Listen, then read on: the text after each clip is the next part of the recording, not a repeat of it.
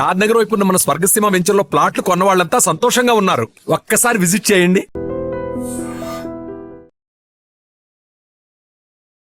నమస్తే, welcome to I dream social spotlight with కవిత.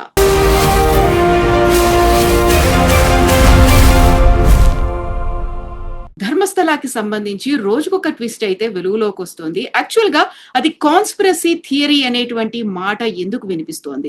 గుట్టల కొద్దీ శవాలు ఉన్నాయి, వందల సంఖ్యలో మహిళలు యువతులని అక్కడ ఖననం చేశారు అని చెప్పినప్పటికీ ఒక సంచలనాలు మిస్టరీ అయితే ధర్మస్థల చుట్టూ ఎందుకు కేంద్రీకృతమైంది? మనతో పాటుగా ఉన్నారు సిబిఐ మాజీ జేడీ లక్ష్మీనారాయణ గారు. సార్ నమస్తే. సార్ నమస్తే కవిత గారు. సార్, యాక్చువల్ గా ధర్మస్థలాకి సంబంధించి ఏమవుతోంది సార్? ఒక వ్యక్తి, అక్కడ పనిచేసిన వ్యక్తి, అక్కడ పారిశుద్ధ్య కార్మికుడిగా పనిచేసిన వ్యక్తి ఈ విధంగా జరిగిందని చెప్పేసి ఒక ఎఫ్ఐఆర్ రిజిస్టర్ చేయడం జరిగింది అక్కడ. సార్ అంటే 1998 నుంచి 2014 2005 వరకు అనుకుంటాను. ఆ సందర్భంలో 2014 వరకు సుమారుగా నేనే ఒక 100కు పైగా మృతదేహాలను నేను వాటిని అంత్యక్రియలు చేశాను, వాటిని పూడ్చిపెట్టడం జరిగిందని ఆయన చెప్పాడు. దాని మీద ఒక ఎఫ్ఐఆర్ అనేది రిజిస్టర్ అయింది.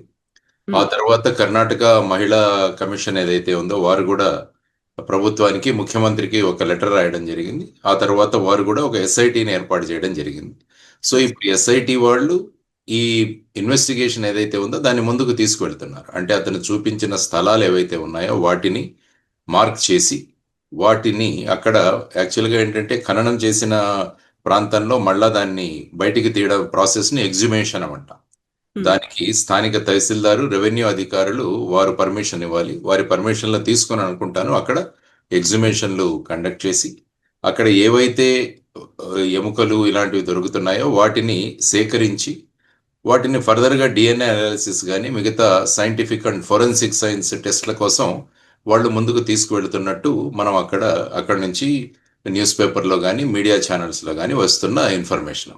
కాకపోతే సార్, ఇప్పుడు ఎవరైతే మాజీ పారిశుద్ధ్య కార్మికుడు చెప్పాడో 13 ప్రాంతాల్లో ఇలా నా చేతులతో నేనే స్వయంగా వారిని ఖననం చేశాను, ప్రాపర్ గా వాళ్ళకి అంత్యక్రియలు జరగలేదు అనే వాదంతో మనకి ఇప్పటిదాకా దొరికింది 6th ప్లేస్ లో ఒక తల లేని ఒక స్కెల్టన్ దొరికింది.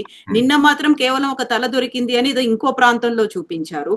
అది కూడా మేల్ అయి ఉంటుంది అనుకున్నప్పుడు ఉమెన్ కి సంబంధించి ఇంత మంది అన్ఐడెంటిఫైడ్ లేకుంటే అన్యాచురల్ డెత్స్ ఎలా ఏమయ్యాయి సార్? అక్కడ నిజమేనా లేకపోతే అక్కడ ఏదైనా జరుగుతోందంటారా? చెప్పలేం. ఈ వ్యక్తి యొక్క స్టేట్మెంట్, ఈ వ్యక్తి యొక్క కంప్లైంట్లు కూడా నిజాలను కూడా పరిశీలించడం కూడా ఇన్వెస్టిగేషన్ లో ఒక భాగమే. కాబట్టి ఇతను ఎవరి పేర్లు తీసుకుంటాడో లేకుంటే ఇతనికి ఎవరైతే సహాయం చేశారో ఈ విధంగా చేయడానికి వారిని కూడా వెతికి వాళ్ళ స్టేట్మెంట్స్ కూడా తీసుకోవాల్సిన అవసరం ఉంటుంది. అంటే ఎఫ్ఐఆర్ రిజిస్టర్ చేయడం అంటే ఆ ఎఫ్ఐఆర్ నిజమో అబద్ధమో కూడా ఇంకా మనకు తెలియదు. సుప్రీంకోర్టు లలిత కుమారి జడ్జిమెంట్ లో ఏం చెప్పిందంటే ఎఫ్ఐఆర్ ఎవరు ఇచ్చినా కూడా అందులో నిజం ఉందా నిజం లేదా అన్నది ఎఫ్ఐఆర్ రిజిస్ట్రేషన్ స్థాయిలో ఎప్పుడు కూడా మనం దాన్ని ఆ విధంగా చూడకూడదు. ఏదైనా కాగ్నిజబుల్ అఫెన్స్ ఏదైతే జరిగిందో దాన్ని వెంటనే రిజిస్టర్ చేయాలి అని చెప్పి సుప్రీంకోర్టు ఆదేశించింది. కాబట్టి ఈ వ్యక్తి వచ్చి ఈ విధంగా నేను చేశాను అని చెప్పి దానికి సంబంధించిన ఫోటోలు కూడా అతను తన కంప్లైంట్ తో పాటు యాడ్ చేశారని చెప్పి అప్పుడు వెంటనే దాని మీద కేసు రిజిస్టర్ చేయడం జరిగింది. కేసు రిజిస్ట్రేషన్ అన్నది ఇన్వెస్టిగేషన్ కు ఒక శ్రీకారం మొదలు పెడతారనమాట. ఆ విధంగా ఎఫ్ఐఆర్ వచ్చేసి ఇన్వెస్టిగేషన్ కు ఒక ఫస్ట్ స్టెప్. ఆ తర్వాత ఇక టీమ్స్ ఫామ్ చేయడము, అతను చూపిన ప్రదేశాలకు వెళ్ళడం, అక్కడున్న ప్రాంతాన్ని పరిశీలించడం, ఆ తర్వాత అక్కడున్న ఎవిడెన్స్ ఏదైతే ఉందో దాన్ని బయటికి తీసుకురావడం, దాన్ని ఈ ఏవైతే అవశేషాలు ఉన్నాయో అవి మనిషివా నెంబర్ 1 మనిషివి అని నిర్ధారిస్తే అవి స్త్రీయా పురుషుడివా, సో దాన్ని బట్టి మళ్ళా వయస్సు ఎంత ఉండొచ్చు, ఇలాంటివన్నీ కూడా ఫోరెన్సిక్ అండ్ డిఎన్ఏ అనాలిసిస్ లో తేలుతుంది. ఆ తర్వాత అతను చూపిన ప్రదేశాలన్నింటిలో కూడా ఈ ప్రాసెస్ నడుస్తోంది. కేవలం మనకు వాళ్ళు అఫీషియల్ గా ఎక్కడ కూడా ప్రెస్ నోట్ కానీ ఏది రిలీజ్ చేయలేదు, కానీ ఇక్కడ ఈ మీడియాలోనూ తర్వాత యూట్యూబ్ ఛానల్స్ లోనూ వస్తున్న దాంట్లో 6వ నెంబర్ స్పాట్ లో కొన్ని అవశేషాలు దొరికాయి. అందులో అవి మనిషివని ఇది ఎస్ఐటి ఇంతవరకు ఏమీ మాట్లాడలేదు. యాక్చువల్గా న్యూస్ ఛానల్స్ మాట్లాడుతున్నాయి. సో అందుకని ఎస్ఐటి వాళ్ళ ఇన్వెస్టిగేషన్ వరకు మనం వెయిట్ చేయాలి. ఆ తర్వాత వచ్చేసి వాళ్ళు ఏ విధంగా ముందుకు తీసుకెళ్తారన్నారు అన్నది కూడా చూడాల్సిన అంశం. అసలు ఈ ఎఫ్ఐఆర్ లో తథ్యాలు ఉన్నాయా, దాని తర్వాత వీడి వెనకాల ఏదైనా మళ్ళా ఏదైనా కాన్స్పిరసీ యాంగిల్ ఉందా, లేకుంటే అక్కడ ఉన్న ధర్మస్థలాలో ఉన్న బోర్డు మెంబర్స్ని ఈ విధంగా వాళ్ళను డిఫేమ్ చేయడానికి ఏదైనా జరుగుతుందా, ఇవన్నీ కూడా ఇన్వెస్టిగేషన్లో భాగాలు. ఇన్వెస్టిగేషన్లో it is part of the investigation. So వాటన్నింటినీ కూడా ఈ స్పెషల్ ఇన్వెస్టిగేషన్ టీం అన్నది వాళ్ళు బయటికి తీసుకొస్తారు. టైం పడుతుంది దానికి. ఇమీడియట్గా మనకు మినిట్ టు మినిట్ మనకి రిజల్ట్స్ అన్నవి తెలియవు, కానీ ఫైనల్గా ఇందులో ఏం జరిగింది అన్నది మటుకు తెలియాలి. ఆ కంప్లైంట్ కరెక్టా లేదా, కంప్లైంట్ కరెక్ట్ అయితే ఎంతవరకు అందులో తథ్యాలు ఉన్నాయి అన్నది కూడా వెరిఫై చేస్తారు వాళ్ళు. సార్ అయితే సెకండ్ విక్టిమ్ కూడా వచ్చారు. జయంత్ అనే పర్సన్ తను ఆర్టీఐ కింద అప్లై చేస్తే 2000 నుంచి 2015 మధ్య కాలంలో అన్ఐడెంటిఫైడ్ డెత్ రికార్డ్స్ అనేది ఉన్నాయి. దాన్ని తగలబెట్టారు, కావాలని ఒక పోలీస్ ఆఫీసర్ తగలబెట్టాడు అంటే ఆ కాలంలో జరిగినటువంటి మిస్సింగ్ కేసులు కావచ్చు, మర్డర్స్ కావచ్చు, లేకపోతే డెత్స్ అనేవి ఏవైతే ఉన్నాయో వాటన్నిటికీ సంబంధించి లెక్క అనేది లేకుండా పోతుంది కదా సార్, రిజిస్టరే లేనప్పుడు. ఎలా ఉంటుందంటే మొదటిది మిస్సింగ్, రెండోది వచ్చేసి అన్ఐడెంటిఫైడ్ డెడ్ బాడీస్. ఈ రెండు కేటగిరీ మనం చూడాలి. సో ఫర్ ఎగ్జాంపుల్ మిస్సింగ్ కేసులు అన్ని ఆ కాలంలో రిజిస్టర్ అయిన మిస్సింగ్ కేసుల్లో ఎంతమంది మళ్ళా రిటర్న్ వచ్చేసారు ఇంటికి అన్నదాన్ని తీసి, ఇంకా ట్రేస్ కాని కేసెస్ ఎన్ని అని చెప్పేసి వాటన్నిటిని కూడా లిస్ట్ తీయాలి. ఆ తర్వాత అదే టైంలో అన్ఐడెంటిఫైడ్ డెడ్ బాడీస్ కూడా ఉంటాయి. ఫర్ ఎగ్జాంపుల్ ఎక్కడో ఉన్న ప్రాంతం నుంచి వచ్చిన వ్యక్తి యొక్క డెడ్ బాడీ ఒక చోట దొరికితే ఆ వ్యక్తికి మళ్ళా లింక్ చేయడం అన్నది చాలా కష్టమైన పరిస్థితి. సో అలాంటి అన్ఐడెంటిఫైడ్ డెడ్ బాడీస్ కూడా ఏమైనా ఉన్నాయా అన్నది. ఎందుకంటే అన్ఐడెంటిఫైడ్ డెడ్ బాడీస్ దొరికినా కూడా వాళ్ళని చాలా రోజులు అక్కడ ఉంచరు. ఎందుకంటే దాంట్లో పోస్ట్ మార్టము ఇవన్నీ చేసేసిన తర్వాత ఆ బాడీ ఐడెంటిఫై చేసుకుంటే కొన్ని రోజులు మార్చురీలో పెడతారు, కానీ దాన్ని ఇండెఫినెట్ గా పెట్టలే. ఆ తర్వాత వాటికి రెగ్యులర్ గా ఈ అంత్యక్రియలు అవి చేస్తుంటారు అనమాట, అన్ఐడెంటిఫైడ్ డెడ్ బాడీస్ కూడా. సో ఆ విధమైన కేసులు ఏవి ఉన్నాయి అవి కూడా బయటికి తీయాలి. ఆ కాలంలో జరిగిన అన్ఐడెంటిఫైడ్ డెడ్ బాడీస్, తర్వాత ఆ పీరియడ్లో జరిగిన మిస్సింగ్ కేసెస్, వాటిలో ఇంకా అన్ట్రేసబుల్ అంటే అన్ట్రేస్డ్ మిస్సింగ్ కేసెస్ ఏవైతే ఉన్నాయో వాటన్నింటినీ కూడా పరిశీలించాల్సి ఉంటుంది. ఆ ఫ్యామిలీస్ యొక్క డిఎన్ఏ శాంపుల్స్ కూడా తీసుకోవాల్సి ఉంటుంది. తర్వాత ఇక్కడ ఏదైతే వీళ్ళు రకరకాల ప్లేసెస్లో ప్రదేశాల్లో వీటిని బయటికి తీసే ప్రయత్నాలు తీస్తున్నారు, ఇన్ కేస్ అవి బయటకు వచ్చిన తర్వాత వీటి యొక్క డిఎన్ఏ కూడా తీసుకొని వీటన్నిటితో మ్యాచ్ చేయాల్సి ఉంటుంది. ఆ తర్వాతనే మనము ఈ పలానా ఈ ఎముకలు అన్నవి, బోన్స్ అన్నవి ఈ ఫ్యామిలీకి సంబంధించిన వాళ్ళవి అన్నది నిర్ధారణ చేయవచ్చు. సో ఇదంతా కూడా ఇన్వెస్టిగేషన్ లో ఒక డీటెయిల్డ్ ప్రాసెస్ అన్నది జరుగుతుంది. సో ఆ ప్రాసెస్ లోనే ఎస్ఐటి వాళ్ళు ఇప్పుడు ముందుకు వెళుతున్నారని నేను అనుకుంటాను. సార్ ఒకవేళ రికార్డే లేదు అన్నప్పుడు ఎలా క్యాలిక్యులేషన్స్ అనేవి ఉంటాయి సార్, ఎలా ఐడెంటిఫై చేస్తారు అసలు? రికార్డు ఉంటుంది, ఎందుకంటే నేను అన్నట్టు మిస్సింగ్ దానికి కూడా రికార్డు ఉంటుంది. మిస్సింగ్ కేసెస్ను పోలీస్ స్టేషన్లో రిజిస్టర్ చేస్తారు. ఆ మిస్సింగ్ ఎవరు ఇచ్చారు కంప్లైంట్, తర్వాత ఆ మిస్సింగ్ పర్సన్ యొక్క డీటెయిల్స్ ఏంటి, ఇవన్నీ కూడా మన రికార్డ్స్లో ఉంటాయి. అదేవిధంగా అన్ఐడెంటిఫైడ్ డెడ్ బాడీస్ ఏవైనా దొరికినా కూడా అక్కడ అప్పటి కాలంలో ఉన్న post mortem reports, inquest reports ఇవన్నీ కూడా అక్కడ దొరుకుతాయి మనకి. సో వీటన్నిటిని కూడా వాటిను మ్యాచ్ చేయాలి. అంటే అది అంత సులభతరమైన ఇన్వెస్టిగేషన్ కాదు. ఈ ఇన్వెస్టిగేషన్ చాలా ఛాలెంజింగ్ ఇన్వెస్టిగేషన్, కష్టతరమైన ఇన్వెస్టిగేషనే, కానీ డీటెయిల్డ్గా ఓపిక్గా చేయాల్సిన ఇన్వెస్టిగేషన్. సో 95 నుంచి 2014 మధ్య కాలంలో అంటే 20 ఏళ్ల పాటు జరిగిందంటే అది కూడా జరిగి 11 ఏళ్ళు అవుతోంది. ఎంత లెంతీ అండ్ లెబోరియస్ ప్రాసెస్ అవుతుంది సార్ ఇదంతా? అంతే కదా, మరి ఇన్వెస్టిగేషన్ అంటే అలాగే ఉంటుంది. ఇన్వెస్టిగేషన్ అంటే ఇటువంటి కేసెస్లో ముఖ్యంగా ఇవన్నీ బ్లైండ్ ఇన్వెస్టిగేషన్స్ అని కూడా అంటుంటాం మనం. ఇవి చాలా డిఫికల్ట్ కేసెస్ ఇవన్నీ కూడా ఇన్వెస్టిగేట్ చేయడం. సో అయినా కూడా ఇది ఒక ఛాలెంజ్. అంటే సాధారణంగా చిన్న కేసు ఇన్వెస్టిగేట్ చేయడం అది అందరూ చేయగలరు, కానీ ఇటువంటి కాంప్లికేటెడ్ ఇన్వెస్టిగేషన్ చేయాలంటే చాలా ఓపిక్గా, చాలా డీటెయిల్డ్గా, తర్వాత మల్టీ డిసిప్లినరీ టీమ్స్ను ఫామ్ చేసి ఇవన్నీ కూడా చేయాల్సిన అంశం. It is not impossible, but it is with lot of strain, తర్వాత లాట్ ఆఫ్ ఎఫర్ట్స్ పెట్టాల్సిన ఇన్వెస్టిగేషన్ ఇది. సార్ అక్కడున్నటువంటి విలేజెస్ లోకలైట్స్ అయితే ధర్మస్థల, ఉజిరే ప్రాంతాల్లో 1979 నుంచి ఇలాంటివి జరుగుతూ వస్తున్నాయి అన్నప్పుడు అందులో కొంతమందికి ఏమో తాంత్రిక శక్తుల కోసం ఇలాంటి పూజలు చేశారు అనేది, కొంతమంది ఏమో సూసైడ్స్ కోసం అక్కడికి వస్తారు, మోక్షం లభిస్తుంది అనేది, ఇప్పుడేమో అత్యాచార బాధితులు. బట్ ఫైండ్ అవుట్ చేసిందేమో ఒక మేల్ స్కెలిటన్ ని ఫైండ్ అవుట్ చేశారు. సో మీ ఎక్స్పీరియన్స్ లో యాక్చువల్ గా ఈ ధర్మస్థల ఇలాంటి ఇన్సిడెంట్స్ గురించి ఎప్పుడైనా విన్నారా సార్ మీరు? భారతదేశంలో ఇలాంటి మాస్ కిల్లింగ్స్ అన్నవి చాలా ఇన్సిడెంట్స్ జరిగాయి. మీరు యాక్చువల్గా 1965-68 మధ్య ముంబైలో రమన్ రాఘవ్ అని ఒకతను, అప్పుడు కిల్లింగ్స్ చాలా పెద్ద సంచలనాన్ని సృష్టించాయి. అతను ప్రతిరోజు రాత్రి ఎప్పుడైతే వీలైతే ఈ ఫుట్పాత్ మీద పడుకునే వాళ్ళని ఐరన్ రాడ్‌తో వాళ్ళ మీద కొట్టి చంపేవాడు అతను. హ్మ్. సుమారుగా 41 మందిని ఆ విధంగా చంపాడు అతను. ఓహ్! సో, ఇది అతనికి లైఫ్ ఇంప్రిజన్‌మెంట్ పడింది అతనికి. తర్వాత మీరు పూణేలో చూసుకుంటే 1976, 77 మధ్య జోషి అభ్యంకర్ మర్డర్స్ అని నలుగురు కాలేజ్ స్టూడెంట్స్ ఒక 10 మందిని వాళ్ళ డబ్బుల కోసం చంపేస్తారు. ఇదొక హ్మ్. సెన్సేషనల్ కేస్ అప్పుడు. ఓహ్! తర్వాత కలకత్తా, ముంబైలో 1985 నుంచి 89 వరకు స్టోన్ మ్యాన్ కిల్లింగ్స్ అని అంటే ఈ రాత్రి ఈ రాయి తీసుకొచ్చి వాళ్ళ తలల మీద మోది చంపేసేవాళ్ళు. కలకత్తా అండ్ హ్మ్. ముంబై. హ్మ్. సుమారుగా 25 మంది బలి అయ్యారు గానీ వాళ్ళెవరో ఇంతవరకు కూడా ట్రేస్ అవ్వలేదది.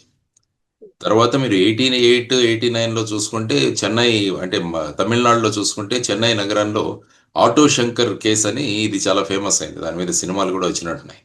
హ్మ్. అతను సుమారుగా ఒక 6-10 మంది మహిళలను ఈ విధంగా వాళ్ళని కిడ్నాప్ చేసి చంపేస్తాడు వాళ్ళని. సో, అతన్ని యాక్చువల్‌గా 1995లో ఉరితీస్తారు అతన్ని. ఈ హ్మ్. కేసు జరిగింది. ఇలా చూసుకుంటూ పోతుంటే చాలా ఇన్సిడెంట్ జరిగాయి మనకి. తరువాత సైనైడ్ మోహన్ అని ఇదొక పెద్ద కేసు. బెతల్గాడి అని ఈ ధర్మస్థల దగ్గరనే. అతను హ్మ్. సుమారుగా ఒక 20 మంది ఆడవాళ్ళని పెళ్లి చేసుకుంటానని చెప్పి వాళ్ళని పెళ్లి చేసుకొని ఫేక్ డాక్యుమెంట్స్ సృష్టించి, ఆ తర్వాత వాళ్ళని ఈ ఫ్యామిలీ ప్లానింగ్ పిల్స్ అని చెప్పేసి సైనైడ్ మాత్రలిచ్చేసి వాళ్ళని చంపేసాడు. ఓహ్! సో, అది సైనైడ్ మోహన్ కేస్ అంటారు దాన్ని. హ్మ్. సో, అతనికి గూడా మల్టిపుల్ డెత్ సెంటెన్సెస్ అతనికి పడ్డాయి. తర్వాత నిఠారీ కిల్లింగ్స్ అని 2005, 6లో నోయిడాలో జరిగాయి ఇవి. హ్మ్. నోయిడాలో సుమారుగా 18 మంది, 20 మంది మహిళలను, పిల్లల్ని చంపేసి నిఠారీ కిల్లింగ్స్ అని అది గూడా ఒక ఫేమస్. సో, ఈ విధంగా మీరు చూసుకుంటూ పోతుంటే ఇలాంటి ఇన్సిడెంట్స్ జరుగుతూనే ఉన్నాయి అనేక ప్రాంతాల్లో.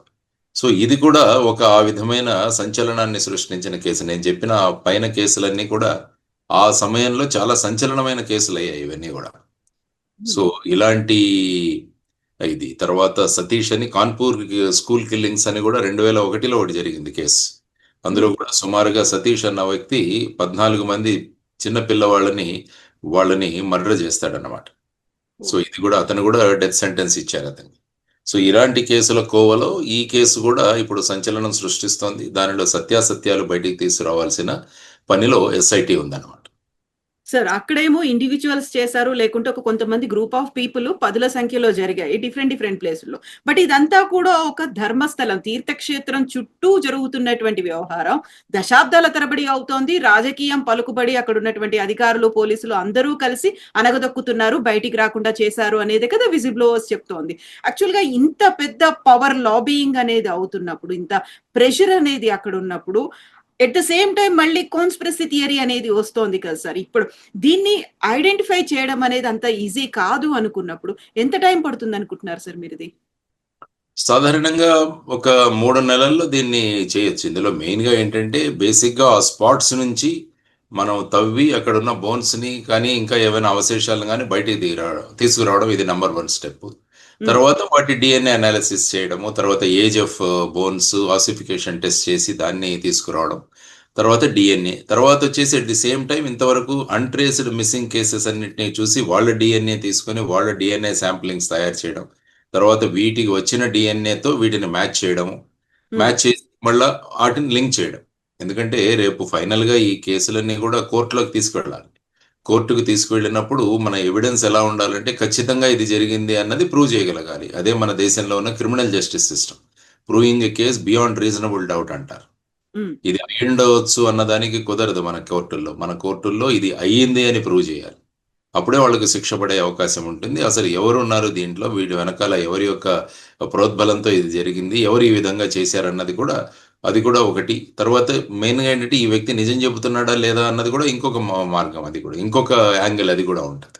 ఈ హ్మ్. వ్యక్తి నిజం చెబుతున్నాడా? లేదా? అన్నది కూడా ఆ దృష్టి నుంచి ఎవరినైనా ఈ విధంగా ఫిక్స్ చేయడానికి చేస్తున్నారా? అన్నది కూడా ఒక వైపు వాదనలు వినిపిస్తాయి. సో, ఇన్వెస్టిగేషన్‌లో రేపు ఇవన్నీ కూడా కోర్ట్‌లోకొస్తాయి. హ్మ్. కాబట్టి ఎవరైతే వ్యక్తులున్నారో వారు ఈ విధమైన వాదనలు కూడా తీసుకొస్తారు. కాబట్టి ప్రాసిక్యూషన్ అన్నది, ఇన్వెస్టిగేషన్ అన్నది వీటన్నిటికి కూడా ఒక సమాధానం ఇవ్వాలి. అప్పుడే ఆ కేసు రేపు కోర్ట్‌లో వెళ్లి నిలుస్తుందన్నమాట. సో ఆ విధంగా నేను అనుకోవడం ఒక 3 నెలల నుంచి 6 నెలల లోపల దీన్ని, ఎందుకంటే వాళ్ళు ఆల్రెడీ ఒక 35-40 మందితో స్పెషల్ ఇన్వెస్టిగేషన్ టీం ఏర్పాటు చేశారని నేను పేపర్లో చదివాను. చిన్న చిన్న టీమ్స్గా వాళ్ళను డివైడ్ చేశారు. తర్వాత ఫోరెన్సిక్ ఎక్స్పర్ట్స్ కూడా వాళ్ళకి మద్దతుగా ఉన్నారు. సో ఇవన్నీ కూడా చేసుకుంటూ పోతే వీటిని, ఎందుకంటే మొదలు పెట్టగానే కొన్ని దొరికినా కూడా అట్లీస్ట్ వాటిలతో చార్జ్ షీట్స్ ఫైల్ చేయడం కూడా మొదలు పెట్టచ్చు వాళ్ళు. సో స్టార్టింగ్లో ఇప్పుడు జరుగుతున్న ప్రయత్నాలు మనం చూడాలి. Sir way back in 20 years 25 years 30 years అలాంటివి ఏమైనా ఐడెంటిఫై చేసినప్పుడు డిఎన్ఏ టెస్ట్ చేయడం అనేది అంత ఈజీ అయినా సార్, దాంతో ఐడెంటిఫై చేయొచ్చు అంటారా? అంటే అది కూడా ఒక మెథడ్స్ ఉంటాయి. డిఎన్ఏ అన్నది, ఎందుకంటే మనకి ఏదైనా బాడీలో ఒక పార్ట్ దొరికితే దాని నుంచి డిఎన్ఏ తీయడానికి అవకాశం ఉంది మనకి. సో అది మీరు అన్నట్టు కూడా ఇది కూడా ఒక ఛాలెంజ్. డిఎన్ఏ శాంప్లింగ్ చేయడం కూడా ఇట్స్ ఎ బిగ్ ఛాలెంజ్. ఎందుకంటే అప్పుడు ఇమీడియట్ గా ఉన్న డెడ్ బాడీ నుంచి డిఎన్ఏ కలెక్ట్ చేయడం చాలా సులభం. కానీ ఇన్ని సంవత్సరాల తర్వాత ఆ తర్వాత ఇవన్నీ కూడా బోన్స్ గా కన్వర్ట్ అయినప్పుడు బోన్ నుంచి కూడా డిఎన్ఏ తీసేయడం అనేది ఒక మెథడాలజీ అయితే ఉంది. కానీ ఇట్స్ నాట్ కష్టతరమైనదే, కానీ ఇట్ ఈస్ నాట్ ఇంపాసిబుల్ దాన్ని తీస్తారు. సార్ ఇప్పుడు నేత్రావతి నది కావచ్చు, లేకుంటే అక్కడ వెస్టర్న్ ఘాట్స్ అనేవి దట్టంగా ఉన్నాయి. అట్ ద సేమ్ టైం వానలు వరదలు వచ్చినప్పుడు అక్కడ కొట్టుకుపోయే ఛాన్సెస్ కూడా ఎక్కువ ఉంటాయి కదా సార్. ఏవైతే 13 స్పాట్స్ ఐడెంటిఫై చేశారో అనుకున్నప్పుడు 20-25 ఏళ్ల తర్వాత అక్కడ ఉన్నటువంటి ఎకాలజీ అంతా మారిపోయి ఉంటుంది కదా సార్. ఉంటుంది. ఇవన్నీ కూడా రేపు ఇన్వెస్టిగేషన్ లో, తర్వాత రేపు ట్రయల్లో వచ్చే అంశాలే ఇవన్నీ. సో డెఫినెట్గా రేపు ఎవరైనా నిజంగా ఇవి చేసి ఉంటే వాళ్ళందరూ కూడా ఇవన్నీ కూడా సందర్భాలు బయటికి తీసుకొస్తారు. వాళ్ళ డిఫెన్స్ని, వాళ్ళని సమర్థించుకోవడానికి. అసలు జరగలేదు, ఇవన్నీ కూడా ఎక్కడి నుంచో కొట్టుకొచ్చాయి, ఇలా రకరకాల వాదనలు అక్కడ తీసుకొచ్చే అవకాశం ఉంటుంది. కాబట్టి రేపు వచ్చే వాదనలన్నీ కూడా పరిశీలించి వాటిని ఎలాగ కౌంటర్ చేయాలన్నది కూడా ఇన్వెస్టిగేషన్ ఆర్ ఇన్వెస్టిగేటర్స్ ముందున్న ఒక ఛాలెంజ్. సో వాళ్ళు ఈ అంశాలు కూడా పరిశీలించాల్సిన అవసరం ఉంటుంది. మీరు వెళ్ళొచ్చారా సార్ ధర్మస్థల గురించి మీకు ఇంత ముందు లేదు, తెలుసా? నేను ధర్మస్థలకైతే వెళ్ళాను. నేను, అది ఒక పెద్ద తీర్థక్షేత్రం. అది మంజునాథుడి ఆలయం ఉంది అక్కడ. అది ధర్మస్థల ట్రస్ట్ కూడా చాలా పెద్ద ట్రస్ట్. అక్కడ ఆల్మోస్ట్ మేము వెళ్ళినప్పుడు కూడా వేల సంఖ్యలో అక్కడ భక్తులు చూసాం మేము. అక్కడ అన్నదానాలు కూడా అదే స్థాయిలో అన్నదానాలు ఉంటాయి. వాళ్ళు కూడా ప్రసాదం కూడా అరేంజ్ చేస్తారు అక్కడ. వాళ్ళు కూర్చొని అక్కడ కూడా ప్రసాదం కూడా స్వీకరించడం జరిగింది. ఆ ప్రదేశం చాలా ధార్మిక స్థలము, విశిష్టమైన. కర్ణాటకనే కాదు, అనేక రాష్ట్రాల నుంచి కూడా ప్రజలు అక్కడికి వెళతారు. ధర్మస్థల అన్నది is one of the very important pilgrimage centres మన ఇండియాలో.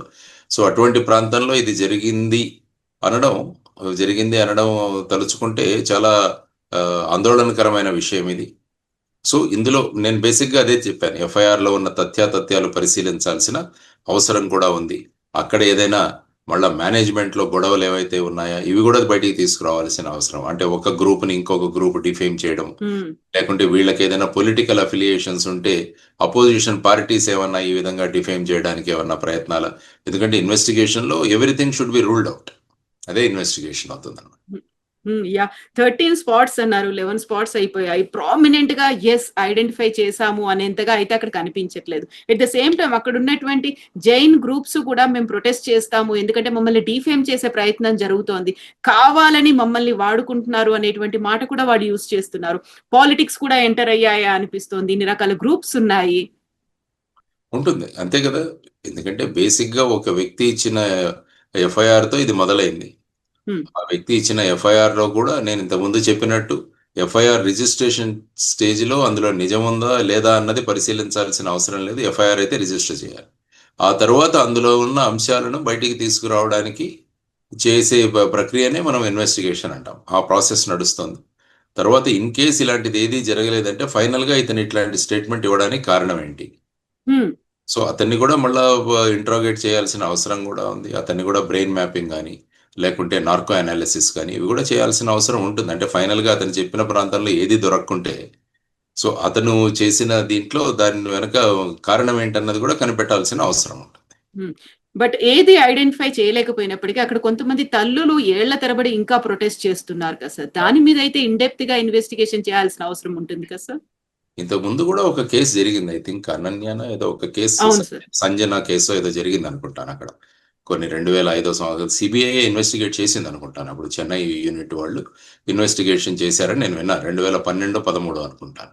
సో ఆ కేసు కూడా అక్కడ చాలా దీనికి గురి అయింది. అప్పుడు కూడా చాలా ప్రొటెస్ట్లు ఇవన్నీ కూడా జరిగాయి. ఫైనల్ గా ఐ థింక్ అక్కడ హైకోర్టు ఈ కేసుని సిబిఐ కూడా అప్పచెప్పడం జరిగింది.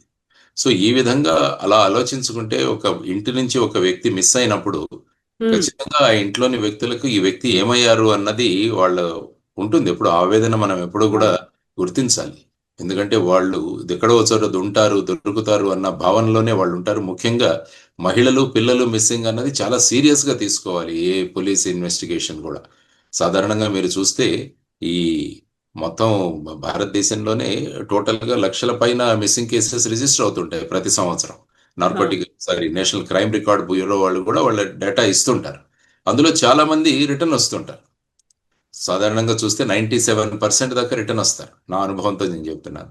మిగతా 3% వాళ్ళు ఎక్కడికి వెళ్ళారు అన్నది పరిశీలించడం చాలా అవసరం. అంటే ఒక అమ్మాయి ఇంటి నుంచి వెళ్ళిపోయిన తర్వాత ఆ అమ్మాయి సురక్షితంగా లేదు అంటే చాలా ప్రమాదకరమైన అది సూచన మనకు చేస్తుంది అనమాట. అందువల్ల ఈ మిస్సింగ్ కేసెస్ ని విత్ డ్యూ సీరియస్నెస్ మనం చేయాలి. సాధారణంగా ఎలా ఉంటుందంటే పోలీసులో వెళ్ళిన వాళ్ళు తిరిగి వస్తారన్న దాంట్లో ఇనీషియల్ ధోరణి ఉంటుంది అనమాట. ఎక్కడికో వెళ్ళి ఉంటారు, ఇంట్లో గొడవ పడి ఉంటారు, లేకుంటే ఏదో అయి ఉంటుంది. సో ఆ విధంగా వెళ్ళిపోతారు. కొన్ని రోజులు ఆ కోపం తగ్గాక మళ్ళీ రిటర్న్ వస్తారు. ఈ విధమైన థియరీ నడుస్తుంటుంది మామూలుగా. కానీ అది ఓకే. కానీ చాలా కేసుల్లో చూస్తే ఈ విధంగా తిరిగి వచ్చిన వాళ్ళ కేసు ఎక్కువగానే ఉంటుంది. కానీ వాళ్ళ గురించి కాకుండా తిరిగి రాని వాళ్ళ గురించి మనం ఆలోచించాల్సిన అవసరం చాలా ఉంది. సో ఇందులో కూడా ఆ విధమైన సంఘటనలే. అందువల్ల ఆ పీరియడ్లో జరిగిన 95, 98 నుంచి 2014 వరకు కర్ణాటకలో రిజిస్టర్ అయిన మిస్సింగ్ కేసులు ఎన్ని, అది కర్ణాటకకే పరిమితం చేయాలా లేకుంటే మొత్తం భారతదేశానికి చూడాలా? ఇది కూడా ఒక ఇదే కదా. ఎవరు ఎక్కడి నుంచో, ఎందుకంటే ధర్మస్థల అనే ప్రాంతంలో అందరూ వస్తారు. కేవలం కర్ణాటక నుంచే వెళ్లాల్సిన ఇది కూడా లేదు, బయటి ప్రాంతాల నుంచి కూడా వస్తారు. మరి వాటన్నింటినీ పరిశీలించాలా? అది ఆలోచించే కొద్దీ కేసు యొక్క విడ్త్ అన్నది చాలా పెరుగుతుంది. ఎందుకంటే ప్రతి మిస్సింగ్ కేసుని మనం ట్రేస్ చేయాలి అని అనుకున్నప్పుడు ఆ ఏజ్ గ్రూప్ లో ఉన్న వాళ్ళ టోటల్ మిస్సింగ్లన్నీ కూడా మనం తీయగలగాలి. ఆర్ ఇన్ కేస్ ఆ ఫ్యామిలీస్ నుంచి వీళ్ళు ఇంతకు ముందు ఎప్పుడైనా ధర్మస్థలాకి వచ్చారా అన్నది కూడా మనం చూడాల్సిన అంశం. ఎందుకంటే సాధారణంగా వ్యక్తులు పరిచయం ఉన్న ప్రాంతాలకు వెళుతుంటారు. ఈ మిస్సింగ్ కేసుల్లో కూడా మేము గమనించింది కొంతమంది గుళ్ళకు వెళ్ళడం, ధార్మిక స్థలాలకు వెళ్ళడం, ఇవి జరుగుతుంటుంది.